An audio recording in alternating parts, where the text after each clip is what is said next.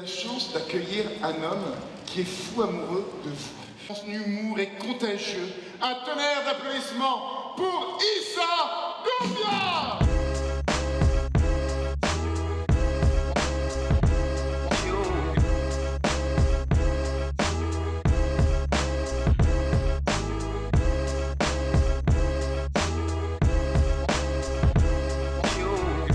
Bonsoir, je m'appelle Issa Doumbia, j'ai 35 ans en France, 45 ans en Afrique.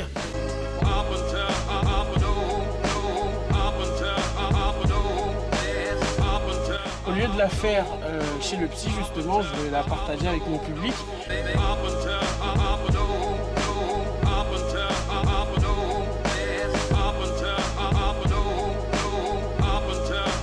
suis personne. Merci de me faire devenir quelqu'un.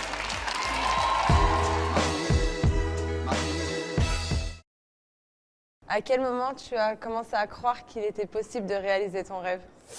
Je pense que c'est à partir de l'âge de 19 ans.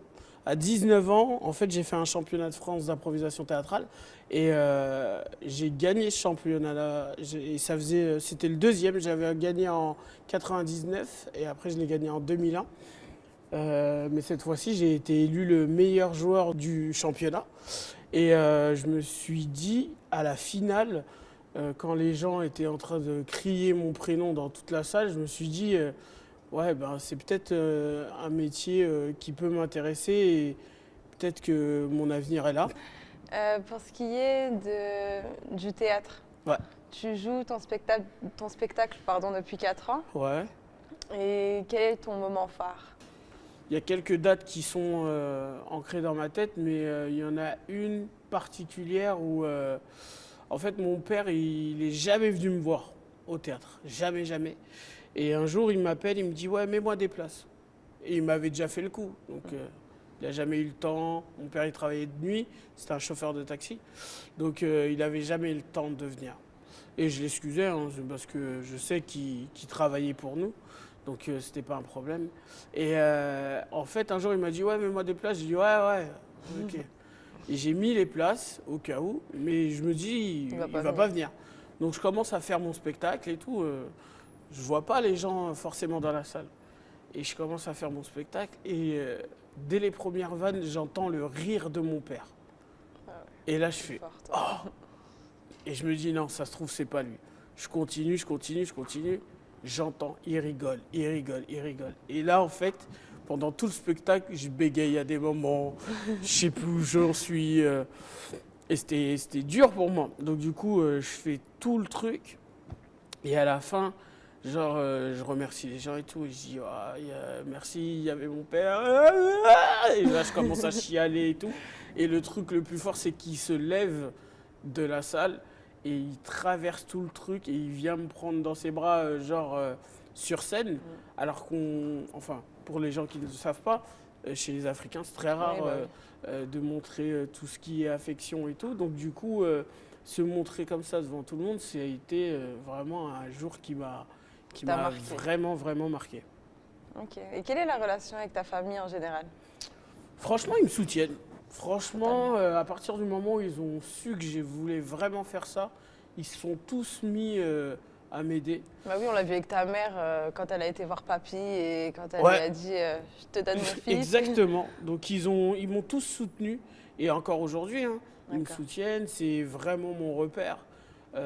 Si ça va pas, si j'ai des doutes, il n'y a que eux qui peuvent me remettre vraiment dans le droit chemin et me dire non mais aie confiance en toi, vas-y, fonce. Nous on est là, on te soutient. Ouais, ça s'est passé, c'est pas grave, on s'en fout, truc. Non, ils sont vraiment tout le temps là, tout le temps, au quotidien. Je les montre pas souvent, mais il n'y a pas besoin forcément, mais ils sont toujours autour de toi. là. Ouais. C'est important. C'est le plus important pour moi, c'est la base, parce que si tu avances sans le soutien de ta famille, c'est un peu compliqué à être stable. Parce que tu n'as plus de repères. Tu te dis, bon, bah, j'ai fait ça, qui peut me juger? Aujourd'hui, les gens ils vont souvent me dire, wow, c'est super bien ce que tu fais. Et j'ai pas j'arrive pas à savoir s'ils sont sincères ou pas. Oui, bah oui. Et ma famille, s'ils me disent ouais, c'est bien Ou c'est ou nul. c'est pas bien, et ouais, C'est clair. c'est là où je vois si mon ça a un réel travail impact, en fait. est toujours aussi bien ou pas. C'est clair. Super important. Yes. Tu sais, quand j'ai regardé ton spectacle et plein de choses sur ta vie, Ouais. en fait, il y a une phrase qui m'a vraiment touchée. C'est quand tu as dit à ton public je ne suis personne, merci de me faire devenir quelqu'un. Ouais. Elle m'a vraiment touchée parce que ça prouve que tu es humble.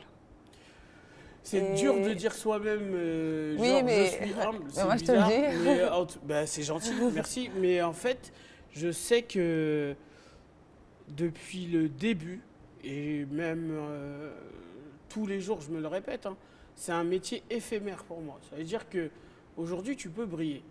Tu es au sommet ou tu vas aller encore plus haut, d'accord. Mais un jour, tout va s'éteindre. Tout va s'arrêter et il ne faudra pas en fait en vouloir aux gens. Il ne faudra pas se dire les gens ne m'aiment plus Non, ou c'est clair. je sais pas. Mais Le en temps, tout il cas, avance. faut accepter en fait que ce métier peut s'arrêter. Il y a des gens aujourd'hui, on les voit, ils font un single, ils déchirent tout et on n'entend plus parler d'eux. Donc C'est pareil dans le monde. dans tout ce qu'on fait aujourd'hui, on peut briller à un moment et arrêter. On peut être un chef d'entreprise qui est au sommet et d'un coup son entreprise Elle tombe à l'eau ou autre, elle bien meurt, je ne sais pas pourquoi. Dans tous les corps de métier en fait, pour moi. Dans la vie même. Aujourd'hui on peut t'aimer, Et tu demain, peux être grave amoureuse ou grave amoureux et du coup du jour au lendemain il n'y a plus rien.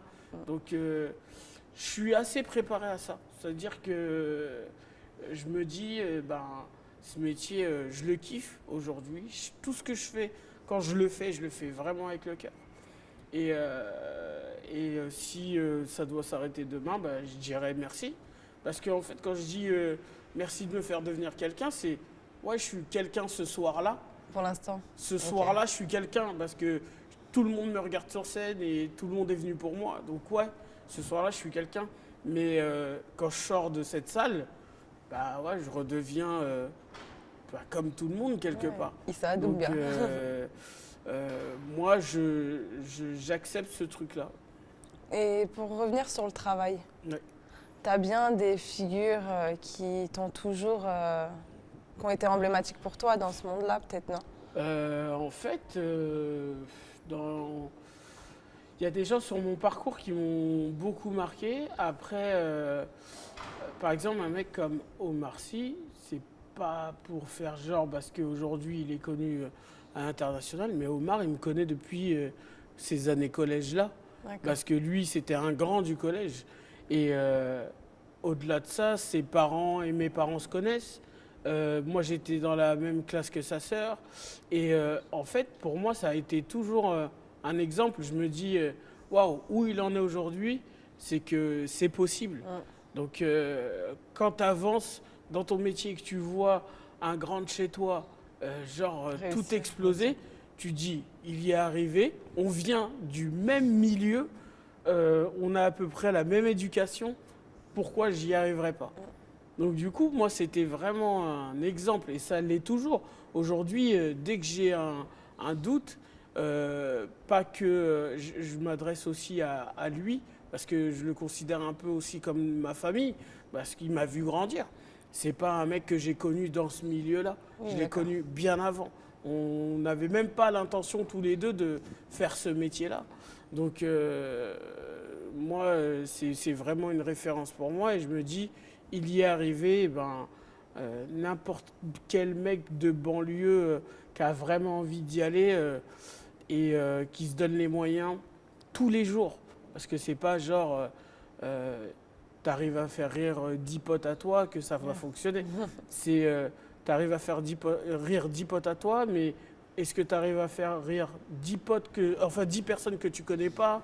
Est-ce que tu arrives à aller faire la démarche d'aller faire un casting?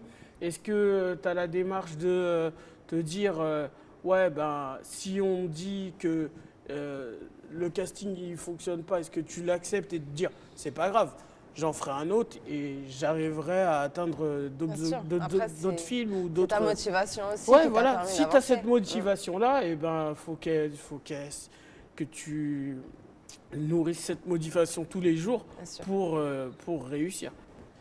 Et le rêve, qu'est-ce que le rêve pour toi? T'en as eu un, c'était de réussir peut-être et de toucher en fait ce pour moi, monde-là. ça fait, enfin c'est bizarre ce que je veux dire, mais ça fait pas partie d'un rêve. C'est-à-dire que pour moi, ça devenait un besoin. Parce qu'en fait, voilà, je suis issu d'une famille qui n'a pas forcément les moyens. Et à une période, tu as plein de problèmes qui arrivent à la maison et tu te dis comment je vais pouvoir aussi participer à ça. Et du coup, tu te concentres sur ce que tu sais faire de mieux.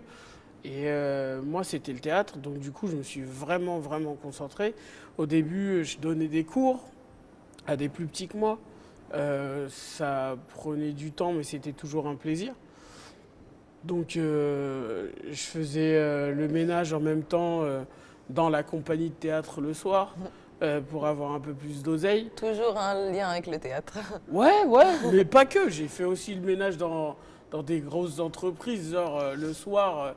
Toutes les entreprises où les gens ils sont là derrière leur bureau, et ben, le soir, les lumières sont éteintes. Et ben, y a quelqu'un qui revenait, qui les rallumait, qui passait l'aspirateur, qui essuyait tous les bureaux, les écrans d'ordi, les grandes vitres, jeter les poubelles, tout ça.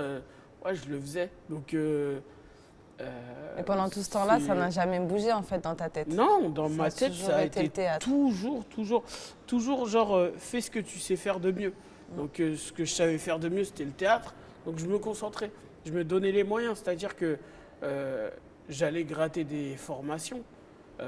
J'avais pas d'argent, mais du coup, j'essayais quand même d'être dans la formation, parce que la compagnie de théâtre formait des comédiens professionnels. Je sais pas, à la Commedia dell'Arte, au clown, à plein d'autres choses. Et du coup, moi, je squattais ces ateliers-là, ces formations, et ça me donnait en fait. plus de force et plus de compétences dans ce que je voulais faire. Et du coup, ça me permettait aussi de me différencier avec les gosses de mon âge, parce que j'arrivais à faire certaines choses que eux n'arrivaient pas. Parce que quel âge à ce moment-là? Là, j'avais toujours cette période. Mon métier, j'ai commencé vraiment à 19 ans. D'accord. Donc, c'était vraiment entre 19 et 25 ans où j'ai vraiment fait beaucoup de formations en me disant ça va m'apporter quelque chose. Donc, j'ai fait plein de petits tafs et en même temps des formations. J'ai aidé mes parents financièrement et au fur et à mesure, mon métier il commençait à prendre plus de place. Donc avant, je pouvais avoir comme des horaires de bureau où tu commences à 9h, tu finis à 17h. Et aujourd'hui, mon emploi du temps, c'est je commence à 9h, je rentre chez moi, il est 2h du matin. Parce que j'ai trop de trucs à faire entre bosser, faire des interviews, des rendez-vous. C'est ce que tu aimes faire maintenant? De la production. Ouais, bah oui. Donc c'est du plaisir. C'est toujours du plaisir. À partir du moment où c'est plus du plaisir, je pense qu'il faut arrêter les choses. Mais c'est toujours du plaisir et j'espère que j'en ai encore beaucoup. Mais ce qui est bien dans ce métier, c'est que même si tu sens que tu n'y arrives plus dans une voie, et ben, tu peux changer. C'est-à-dire que si je me sens plus à l'aise en tant que comédien, et ben, plus tard, je me dis je pourrais être réalisateur par exemple. Je pourrais être coach d'acteur, je pourrais être plein d'autres choses. Parce il y a toujours un lien en fait. Il y a toujours un lien avec le théâtre ou les séries ou la télé ou même écrire. Être auteur, c'est aussi faire partie du truc. Tu l'as dit dans ton reportage que écrire ton premier rôle serait une bonne chose et que toi seul pouvais l'écrire. Je pense que ce que j'ai envie de défendre et montrer, oui. Je pense que y a que moi qui peut le faire. Après, ça se trouve, on va me proposer le rôle qui te correspondra parfaitement. Voilà, et du coup, je le ferai peut-être. Je le ferai sûrement si ça me correspond même. Donc, et je le défendrai jusqu'au bout. Et ouais. C'est quoi ce rôle qui t'intéresse? Comment tu le vois? Peut-être que tu n'y as pas pensé, mais... Non, je sais ce que je veux, mais je préfère le garder pour moi, en fait. Cachotterie? Pas cachotterie, mais parce que j'ai pas envie que quelqu'un l'écrive pour se dire, ouais, il cherche ça. D'accord. Donc du coup, je préfère le garder et de le lire, par exemple, sur quelque chose qu'on va me proposer et de me dire, waouh, bah, c'est arrivé. Donc du coup, je préfère ne pas le dire ou l'écrire moi-même. Et la réussite, qu'est-ce que la réussite pour toi? Qu'est-ce que la réussite? La réussite, c'est la reconnaissance, j'ai envie de dire. C'est si tu fais quelque chose et qu'on reconnaît ton travail, bah, là, ouais, t'es dans une réussite, mais t'es pas dans la réussite absolue parce que forcément, tu cherches toujours à faire mieux. Mais c'est en tout cas une reconnaissance des tiens, des gens de ce métier. Tu vois, quand il n'y a pas d'âge, en fait. Par exemple, je prends Mbappé, le gars il a 19 piges. Ça me fait rire quand j'entends des interviews où on disait à l'époque, on disait tu restes sur le banc, t'es trop petit. Bah non, en fait, vraiment, il n'y a pas d'âge. Il suffit juste que les gens se disent, ouais, il est talentueux, faut l'accompagner, il faut le mettre en avant. Et voilà, donc du coup, moi je pense que c'est juste une reconnaissance et que les siens ils soient fiers de moi, ou enfin que les miens soient fiers de moi ou des autres, quoi, ceux qui veulent avancer. C'est clair. Donc pour toi, tout le monde peut réussir? Tout le monde peut réussir. Après, les échelles sont différentes, mais je pense que tout le monde peut réussir. Ouais.